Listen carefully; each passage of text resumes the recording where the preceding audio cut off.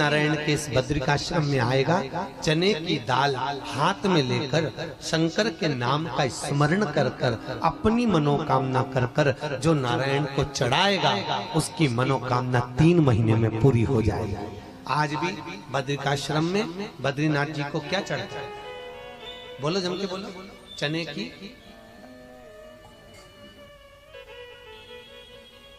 जो बद्रिकाश्रम में बद्रीनाथ जी को चने की दाल हाथ में लेकर शंकर जी का नाम लेकर शिव का स्मरण कर कर अपनी मनोकामना कर कर जो समर्पित करता है 3 महीने के अंदर उसकी मनोकामना पूरी हो जाती है। 3 महीने लिया है आपने मंदिर का यदि पानी लिया है तो 2 रुपए पहले दान पेटी में डालो सबसे पहले। पर कई माताओं की आदत रहती है जब 30 त्योहार में पूजन करने में आंवले के पेड़ के नीचे जाए, बड़ के पेड़ के नीचे जाए, पीपल के पेड़ के नीचे जब पूजन करने जाती है लगी लगाई थाली मिल जाती, उठा उठा के सब चढ़ा देती। अब ना जाने किसकी थाली किसका सामान, और ये बढ़िया सिर पे पल्लू मल्लू ले लुआ के और सब चढ़ा चढ़ू के वो जाए, और बेचारी जिसकी थाली वो आके देखे तो सब सामान सपा। अब वो भी बेचारी सोचे कि हाँ ले लिया तो ले लिया, पर बताओ पुण्य किसको मिलेगा? अरे बोलो तो जिसने चढ़ाया उसको, जिसकी थाली थी, पुण्य उसको मिले, पुण्य प्राप्त। श्रीमन नारायण नारायण नारायण, श्रीमन नारायण नारायण नारायण। बद्रीनाथ में अगर 41 दाने चने की दाल के पीले कपड़े में बांध कर जो शंकर भगवान के 41 बार नाम लेकर बद्रिकाश्रम को चढ़ाता है, आज भी उसकी मनोकामना पूरी हो जाती है। इसलिए बद्री नारायण में चने की दाल चढ़ती है। क्यों चढ़ती है किसी को नहीं मालूम, पर उसका कारण यह शिव महापुराण में लिखा कि बद्रिकाश्रम में चने की दाल शंकर भगवान का नाम लेकर चढ़ाई जाती है। क्यों? क्योंकि जब जैसे दादी को स्वर्ण सीढ़ी चढ़ाते हैं, देखा स्वर्ण सीढ़ी चढ़ाते हैं तो चने की दाल बर्तन में भरते हैं, फिर उस पर सोने की सीढ़ी रखते हैं, तब वो स्वर्ण सीढ़ी चढ़ती है। उसी तरह जब हम किसी बच्चे को गोदी लेते हैं और उसको कोई दान देते हैं, अपना मकान अपनी जायदाद जब उसके नाम लिखते हैं, तो बच्चे को जब गोदी लिया जाता है तो सामने थाली में चने की दाल भरी जाती है। नामकरण संस्कार जब बच्चे का किया जाता है तो सामने थाली में चने की दाल रखी जाती है। क्यों? चने की दाल जब हम दान करते हैं तो स्वर्ण के बराबर दान का, प्रॉपर्टी के बराबर दान का लाभ जीव को प्राप्त होता है। आज भी नारायण के मंदिर में बद्रिकाश्रम में 41 दाने चने की दाल के देने पर, आपको 41 तो गिनता नहीं इसलिए पोटली में बांध कर ले जाता है, जितने हैं दे दो, शिव का नाम समर्पित करिए। हर हर भगवान शिव का नाम लेकर बद्रिकाश्रम में चने की दाल का दान।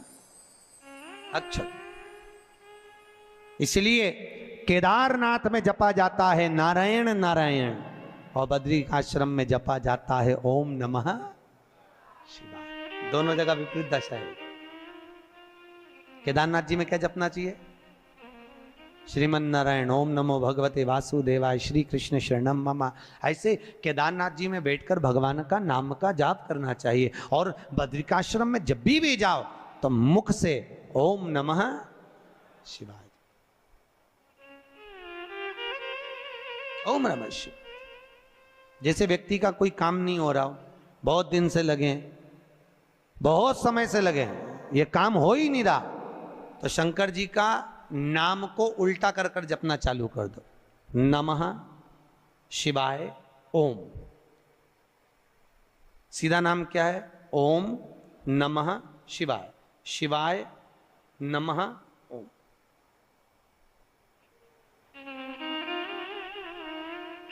जब उल्टा नाम व्यक्ति जपना चालू कर देता है, जिस बच्चे के, बच्ची का, जिसका भी विवाह नहीं हो रहा हो, कोई काम नहीं हो रहा हो, कोई सीए की पढ़ाई कर रहा है और एग्जाम में निकल ही नहीं रहा, 3-3, 4-4 बार बैठ गया, पास ही नहीं हो रहा, उस बच्चे को बोल दो बस सुबह उठते से ही शिवाय नमः ओम बोलना चालू कर दे, एक ही बार में सिया पास ले।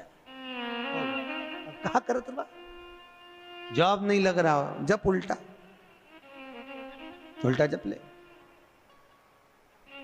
ये उसी में का हाल है। जैसे किसी व्यक्ति से अपने को पैसा लेना है और दे नहीं रहा, क्या करना है? सूर्य नारायण भगवान को अर्घ दो। तो 21 दाने लाल मिर्ची के जो दाने होते हैं, देखें लाल मिर्ची के अंदर दाने होते हैं, उसके 21 दाने निकालकर पानी में डाल दो और पानी में डालकर उसी जल से सूर्य को अर्घ दे दो। उस व्यक्ति का नाम लेकर जिससे पैसा लेना है, हाथ जोड़कर देने आता है, तुरंत 3 महीने के अंदर पैसा लौटा दे, तुरंत हाथ जोड़कर। ये सूर्य को अर्घ देने पर मात्र व्यक्ति दौड़कर पैसा देने आता है, कितना भी हो।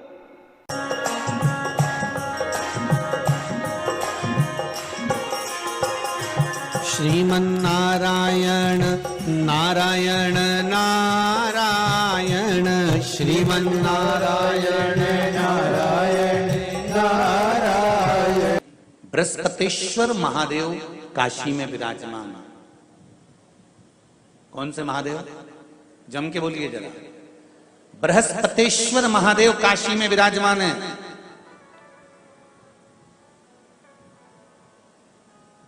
जो अंगूठी में पुखराज नहीं पहन सकते,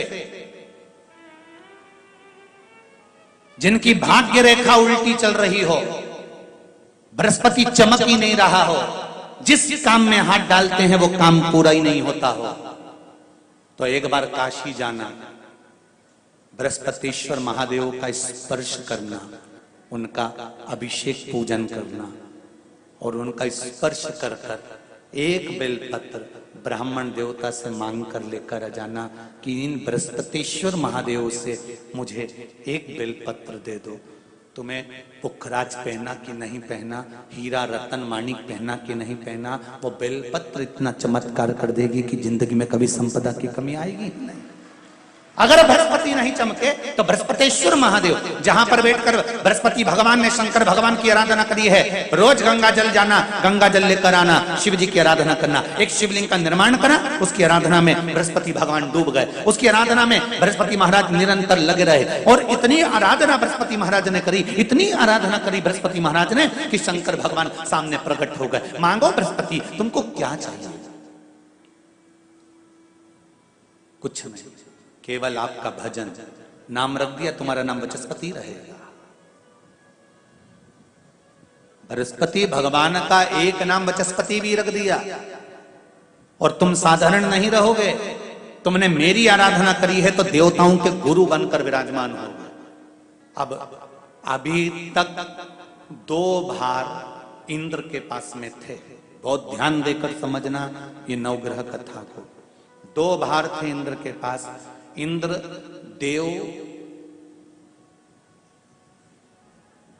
देवताओं के गुरु भी बनकर बैठे थे,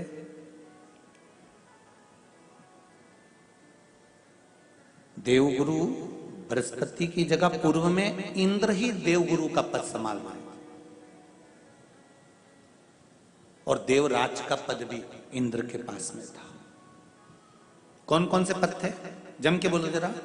पहला पद देवराज इंद्र का, दूसरा पद देवगुरु, देवगुरु का पद भी इंद्र के पास में था और देवराज का पद भी इंद्र के पास में था। ये 2 पद जब होता है साधारण भाषा में आप ले लीजिए, किसी के पास में अध्यक्ष का पद भी है, किसी के पास में और कहीं का पद भी है, 2-3 पद उसके पास में विराजमान है, तो उसके पास में 2-3 पद अगर विराजमान है तो फिर उससे अगर एक पद ले लिया जाता है तो उसको अहंकार आ जाता है, उसको गुस्सा आ जाता है कि बताओ अभी तक तो मुझे पूछा जा रहा था, अब तुम तो वो पद पे भी जान दो। जैसे तुम किसी कुर्सी पर बैठे हो, कथा सुन रहे हो और कि मुंह भगोड़ा,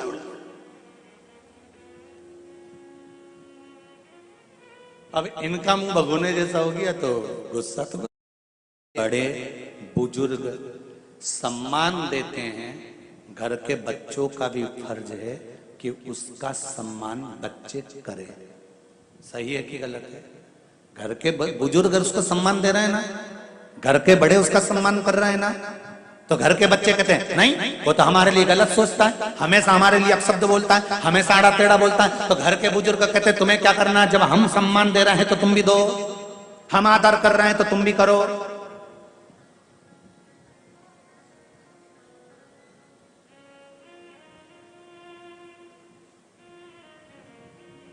पर नहीं महाराज, आदर आप भी करो, सम्मान आप भी करो, पर वो आदर, वो सम्मान बहुत मुश्किल। अब जब बृहस्पति महाराज का सम्मान नहीं हुआ, बृहस्पति महाराज वहां से उठकर चले गए, बोले नहीं। जो समझदार होता है वो तुरंत कह देता है कोई बात नहीं, मैं चले जाता हूं। कोई मुख पर क्रोध नहीं, कोई चिड़चिड़ प्रवृत्ति नहीं, कोई अपशब्द नहीं।